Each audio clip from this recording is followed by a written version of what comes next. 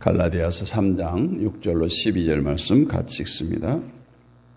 아브라함이 하나님을 믿음에 그것을 그에게 의로 정하셨다 함과 같으니라. 그런즉 믿음으로 말미암은 자들은 아브라함의 자손인 줄 알지어다. 또 하나님이 이방을 믿음으로 말미암아 의로 정하실 것을 성경이 미리 알고 먼저 아브라함에게 복음을 전하되 모든 이방인이 너로 말미암아 복을 받으리라 하였느니라. 그러므로 믿음으로 말미암은 자는 믿음이 있는 아브라함과 함께 복을 받느니라. 무릇 율법의 행위에 속한 자들은 저주 아래 있었나니 기록된 바 누구든지 율법책에 기록된 대로 모든 일을 항상 행하지 아니하는 자는 저주 아래에 있는 자라 하였습니다. 또 하나님 앞에서 아무도 율법으로 말미암아 의롭게 되지 못할 것이 분명하니 이는 의인은 믿음으로 살리라 하였습니다. 율법은 믿음에서 난 것이 아니니 율법을 행하는 자는 그 가운데서 살리라 하였느니라. 아멘.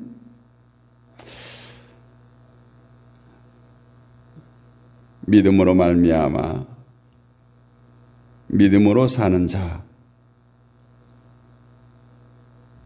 우리가 신앙생활을 해온 시간은 짧지 않습니다.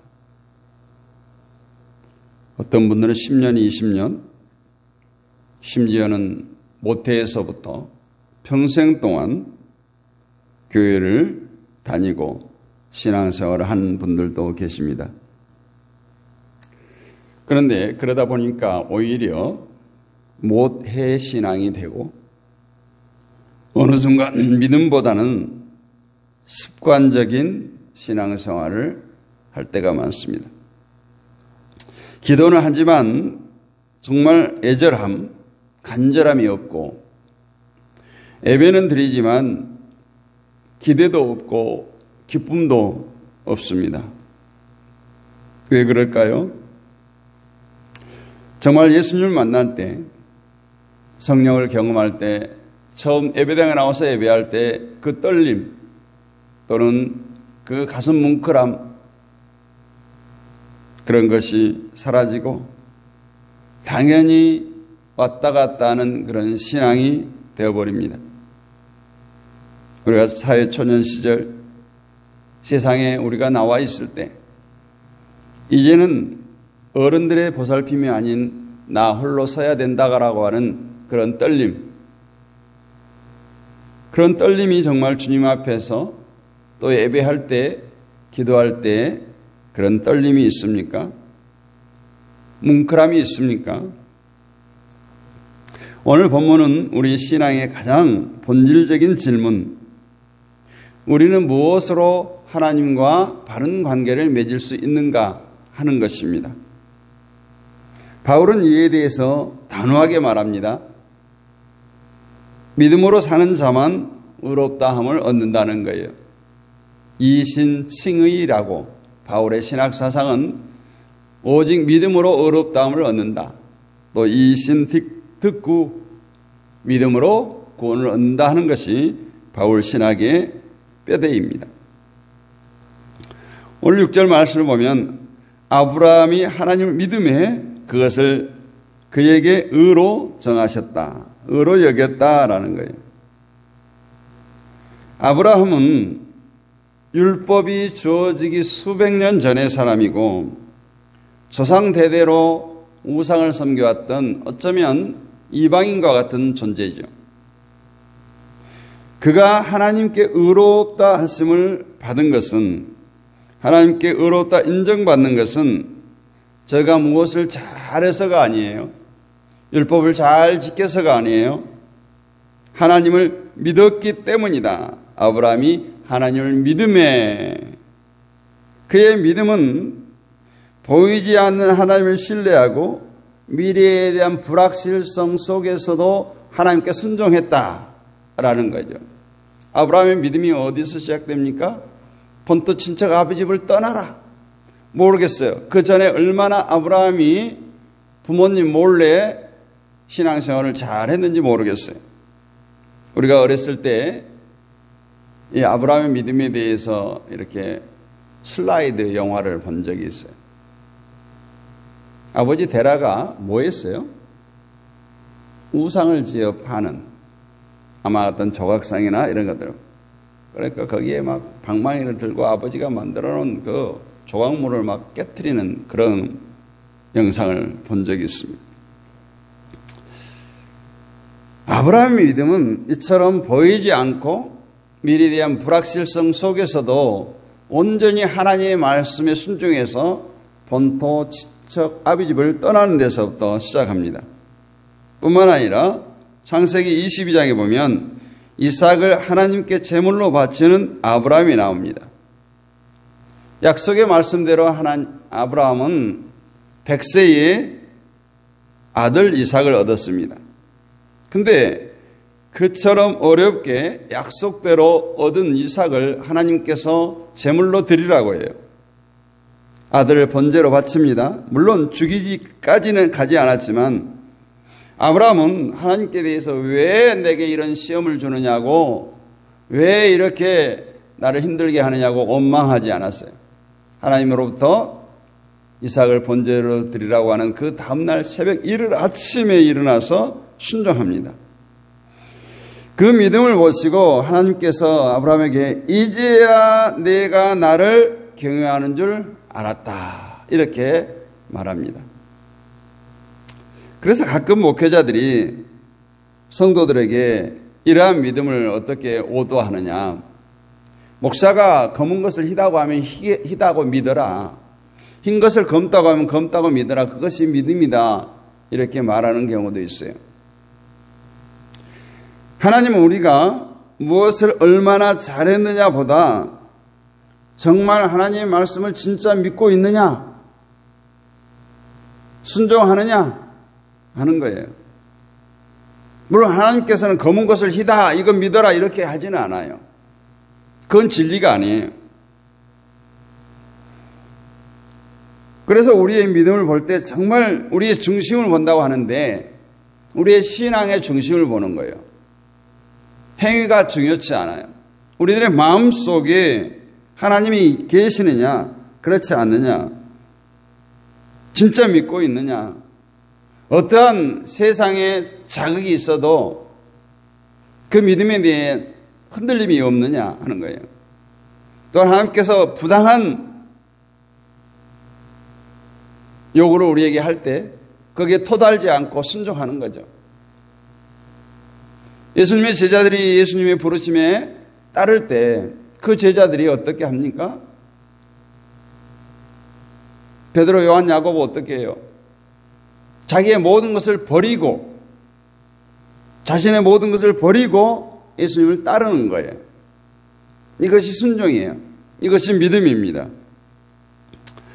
그러면서 7절로 9절에는 이렇게 믿음으로 사는 자가 복을 받는다고 말합니다. 바울은 이렇게 선언해요. 믿음으로 말미암은 사람들이 아브라함의 자손이며 아브라함께 복을 받는다라고 해요. 당시 유대인들은 혈통 우선주의예요. 우리는 아브라함의 자손이다, 이것을 대단한 자긍심을 가졌어요. 그것이 당연히 구원받은 것처럼 여겼어요. 그러나 오늘 사도 바울이 선언하기를 믿음으로 사는 자만이 진정한 아브라함의 후손이다라는 거예요. 이 말은 무슨 말이냐? 아브라함과 같은 믿음을 가진 자가 아브라함의 후손이라는 거예요. 그래서 아브라함이 받은 축복을 그 자손들이 아브라함께 복을 받는다. 그래서 아브라함이 어떻게 됩니까? 복의 근원이라고 말하죠. 그 아브라함 인간, 아브라함 육체가 복의 근원이 아니라 그 아브라함과 같은 믿음이 복의 근원이 된 거예요. 그래서 믿음으로 사는 자가 진정한 아브라함의 후손이다. 그가 유대인이든 이방인이든 상관없어요. 그래서 오늘 성경 바울은 뭐라고 말해요? 이방인인 아브라함을 불렀다는 거예요. 첫 번째로. 여러분, 우리가 교회 오랫동안 다닌 것, 어떤 직분 있는 것, 예배에 열심히 출석하는 것, 성경 몇 도 하는 것, 우리 아무런 자랑거리가 될 수 없어요. 우리가 자랑할 수 있는 것은, 우리가 하나님 앞에 내어놓을 수 있는 것은 뭐예요? 우리들의 삶 속에서 하나님을 여전히 신뢰하고 사랑하는 거예요. 하나님께서 진정 기뻐하는 것은 우리의 삶 속에 얼마나 하나님이 나타나 있는가, 하나님이 드러나는가, 하나님의 말씀 속에 젖어 사는가 하는 거예요. 교회에 오면 그냥 거룩한 척 하다가 밖에 나가면 그냥 개망나니처럼 사는 거, 이런 걸 하나님께 기뻐하지 않아요. 교회에 높은 직분 가졌다고 떵떵거리고 남의 다른 지체 위에 군림하려고 하는 것 기뻐하지 않아요. 높은 직책을 갖고 직분을 가지면 가질수록 더 많은 일을 해야 되고 더 헌신해야 되고 더 섬겨야 되는 거예요. 우리는 교회의 어떤 개척 멤버다, 창립 멤버다 해가지고 다른 성도들의 상처를 주고 정죄하고 쪼아내고 그런 경우가 얼마나 많아요. 목사님과 친분으로 인해서 다른 사람들을 아프게 하고 그런 사람들이 얼마나 많아요. 진정 하나님이 기뻐하게 하는 것은 뭘까? 뭐겠어요? 온유하고 겸손하는 거예요. 있는 듯 없는 듯 헌신하고 봉사하는 거죠. 자기를 드러내지 않는 거예요. 오른손이 하는 일을 왼손이 모르게 하는 거예요.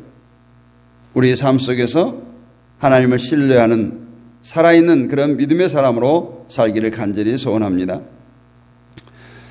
마지막에 보면 율법은 우리를 살릴 수 없다. 그러면서 사도 바울은 율법을 의지하는 자는 저주 아래 있다, 이렇게 말합니다. 상식적으로 생각해 보면 하나님께서 율법을 주셨는데 율법을 의지하는 자는 저주 아래 있다? 왜 그럴까요? 율법은 하나를 어기면 전체를 어기는 것이 됩니다. 근데 우리 인간은 그 율법을 100% 지킬 수가 없어요. 불가능해요. 그래서 이 율법은 뭐예요? 우리가 죄임을 깨닫게 해주는 거울과 같은 거예요. 이사야를 통해서 우리가 많이 배웠지만 그 율법은 우리를 구원하지 못해요. 마치 우리의 비춰주는 거울, 우리 자신을. 자, 거울을 보니까 거울에 비친 내 모습이 얼굴이 더러워요. 그럼 거울로 얼굴을 닦을 수 없잖아요. 응? 거울이 내 더러운 모습을 비춰주기는 하지만 그 거울로 내 얼굴을 닦을 수가 없어요. 그것이 율법이라는 거예요. 믿음은 다릅니다. 믿음은 나는 죄인임을 깨닫게 해줘요. 나는 죄인입니다를 고백하게 해요. 그리고 그 믿음은 나 대신 죽으시고 부활하신 예수 그리스도를 믿습니다 하는 고백 속에 살게 하는 거예요. 그래서 믿음으로 의롭다함을 얻고 믿음으로 구원받는다는 거예요. 여러분의 믿음은 어떻습니까? 정말 날마다 나는 죄인됨을 고백하고 주님의 은혜가 아니면 십자가의 공로가 아니면 죽을 수밖에 없는 죄인을 아시고 그러한 나를 위해서 십자가에 죽으시고 부활하신 그 예수를 믿고 따라가는 참 그리스도의 제자로 살아갑니까?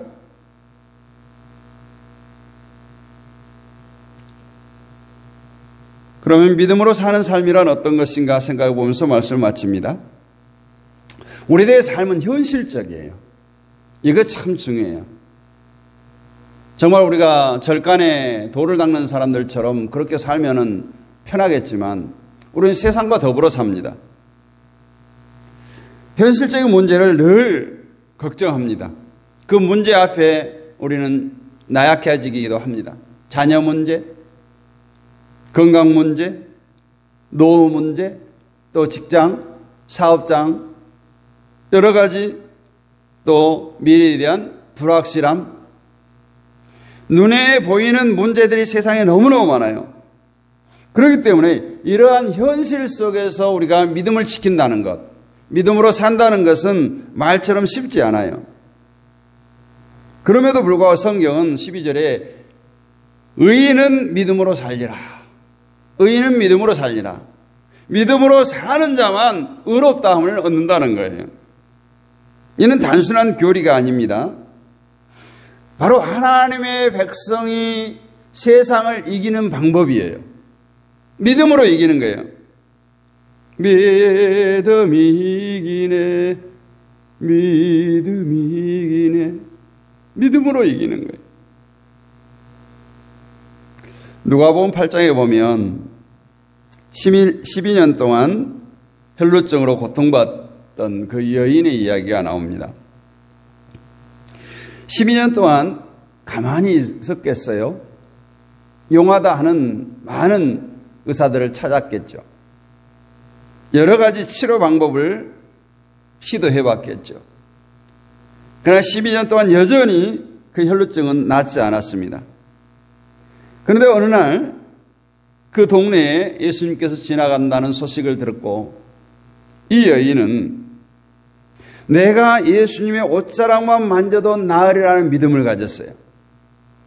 예수님을 만나서 뭐 안수기도 해달라, 손을 만져달라 이렇게 생각지 않았어요. 그 믿음으로 예수님의 옷자락을 만졌습니다.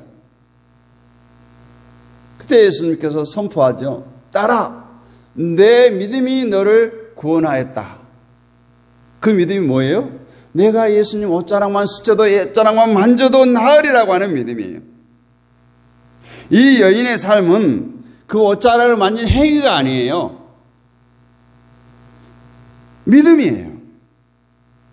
할렐루야. 이런 믿음이 있기를 원합니다. 내가 예수님 옷자락만 스쳐도 나으리라고 하는 믿음.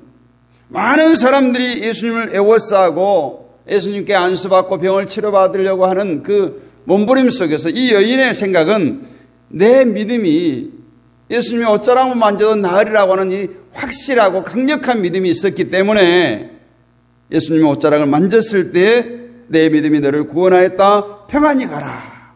이런 예수님의 선포를, 예수님의 은혜를 입었던 겁니다. 여러분은 믿음으로 사는 자입니까? 아니면 행위나 도덕, 윤리를 앞세우며 사는 자입니까? 이 아침에 깨어 기도하는 성도 여러분, 하나님은 우리의 신앙 연수를 보지 않습니다. 우리의 신앙의 스펙을 보지 않습니다. 하나님은 오늘도 저와 여러분에게 묻고 계십니다. 너는 나를 진심으로 믿고 있느냐? 너는 나를 진심으로 사랑하느냐? 믿음은 눈에 보이지 않아요. 손으로 잡을 수가 없어요. 그러나 믿음은 우리들의 삶의 열매로 나타나고 드러나게 되어 있습니다. 그래서 우리가 그릇되는 행실을 할 때 세상 사람들은 우리에게 손가락질하면서 야, 예수 믿는 사람이 그래? 믿는 사람이 그래? 똑같이 시비를 붙고 똑같이 다툼을 하다가도 느닷없이 공격하는 것이 우리의 신앙을 공격합니다. 믿음으로 사는 사람은 기도합니다. 믿음으로 사는 사람은 하나님의 말씀을 신뢰합니다. 믿음으로 사는 사람은 환경보다 하나님을 바라봅니다. 오늘 우리 모두가 아브라함처럼 하나님을 믿는 자리로 돌아가기를 원합니다. 믿음으로 사는 자가 복을 받는다고 했습니다. 우리 모두가 다 그 축복의 주인공이 되기를 주님의 이름으로 축복합니다. 거룩하신 아버지 하나님 은혜를 감사합니다. 의인은 믿음으로 살리라고 했습니다. 아브라함처럼 우리가 하나님을 믿는 믿음 안에서 살기를 원하고 하나님께 인정받는 신앙이 되기를 원합니다.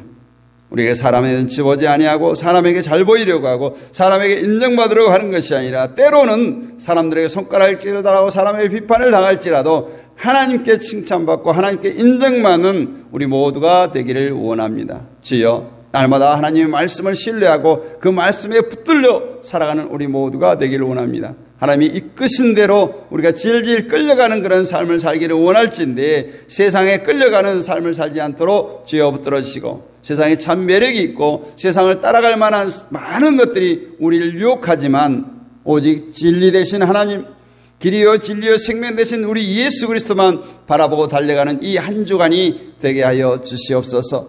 육신의 질고로 고통당한 자들 있습니다. 주님 이 시간 주님의 능력에선 피문서로 안수하여 주옵소서. 머리끝부터 발끝까지 만져주시고 오장육부로 만져주시고 심령 골수 아버지 하나님의 관절 모든 것들 주님 만져주셔서 깨끗게 하시고 창조의 그 모습 그대로 아버지 하나님 깨끗게 회복시켜 주셔서 하나님 백성들이 이 땅을 살아갈 때 육신의 질고 때문에 고통당하거나 아버지 하나님 아파하지 않도록 붙들으시고 또한 그런 고난 가운데서도 하나님을 만나게 하시고 하나님 붙들게 하여 주옵소서. 오늘 또 주님을 의지합니다. 주님만 바라봅니다. 승리의 날 복된 날 되게 하옵소서. 믿사오며 살아계신 우리 예수 그리스도의 이름으로 감사드리고 기도하옵나이다. 아멘. 하늘에 계신 우리 아버지 이름을 거룩하게 하시며 아버지의 나라가 오게 하시며 아버지의 뜻이 하늘에서와 같이 땅에서도 이루어지게 하소서. 오늘 우리에게 일용할 양식을 주시고 우리가 우리에게 잘못한 사람을 용서해 준 것 같이 우리 죄를 용서해 주시고 우리를 시험에 빠지지 않게 하시고 악에서 구하소서. 나라와 권능과 영광이 영원히 아버지의 것입니다. 아멘. 할렐루야. 오늘 또 승리하셨습니다. 함께 하신 분들 사랑하고 축복합니다. 이 시간도 우리가 합심하여 기도하도록 하겠습니다. 이 나라와 이 민족을 위해서 기도합니다. 한반도 평화를 위해서 기도하고 한국교회를 위해서 기도합니다. 세계 평화를 위해서, 선교사님들을 위해서, 우리 믿음의 동역자들, 연약한 지체들, 질곡 가운데 있는 자들, 온라인 사역자를 위해서 기도합니다. 우리 다음 세대와 자녀들, 친척, 친구, 이웃의 영혼을 붙들고 기도합니다. 우리가 섬기는 교회와 가정과 직장과 사업장을 위해 기도합니다. 월요일 날은 나라와 민족, 한반도 평화, 한국교회를 위해서 기도하는데 특별히 6.3 대통령 선거, 이제 목요일, 금요일 또 사전선거도 있는데 평일날 해서 사전선거가 뭐 의미 없다 이런 얘기도 합니다만 참정권은 대단히 중요합니다. 우리가 참여하지 않고 뭐라고 할 자격이 없죠. 투표하시고 또 유정자들을 위해서 기도하는 한 주간이 되었으면 좋겠습니다. 우리 주여 크게 한번 무리짓고 나라와 민족을 위해서 한반도 평화를 위해서 북한 땅을 위해서 또 한국교회를 위해서 기도하겠습니다. 주여